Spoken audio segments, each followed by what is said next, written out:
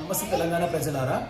ఇవాళ న్యూస్ పేపర్లో అంటే ఒక చిన్న ఆర్టికల్ వచ్చింది regarding tax dues that are pending for the Telangana government అండి. సో మీరు ఇక్కడ ఈ ఆర్టికల్ చూడండి, చూసిన తర్వాత మనం మాట్లాడుకుందాం మళ్ళీ. సో చూసారు కదండి ఈ ఆర్టికల్. సో ఈ ఆర్టికల్లో ఏం రాశారంటే అండి, ఎంత ట్యాక్స్ డ్యూ ఉంది, ఏ ఇయర్ నుంచి డ్యూ ఉందని చెప్పి రాశారు. Great, very great.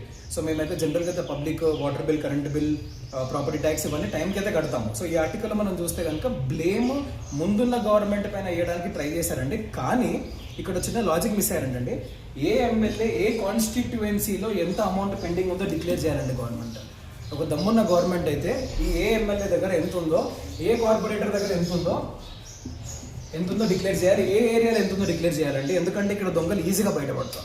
సో ఏ గవర్నమెంట్ అయినా ఎఫెక్టివ్గా పనిచేయాలి అన్నప్పుడు వాళ్ళ మొత్తం కాన్స్టిట్యుయెన్సీస్ అన్ని లిస్ట్ చేసుకొని వాళ్ళ ఎమ్మెల్యేస్ దగ్గర రాసుకొని వాళ్ళ దగ్గర ఎంత పెండింగ్ ఉందో చూసుకొని అప్పుడు ఈ అమౌంట్ పెట్టి ప్లీజ్ మీరు పాలించడం అంటే ఏదో నేను ఫ్రీగా కరెంట్ ఇచ్చేస్తా, ఫ్రీగా వాటర్ ఇచ్చేస్తా కాదండి. ఏవైతే పెండింగ్ ట్యాక్సెస్ ఉంటాయో ఇలాంటివి కలెక్ట్ చేయడం కూడా చాలా చాలా చాలా ఇంపార్టెంట్ అండి.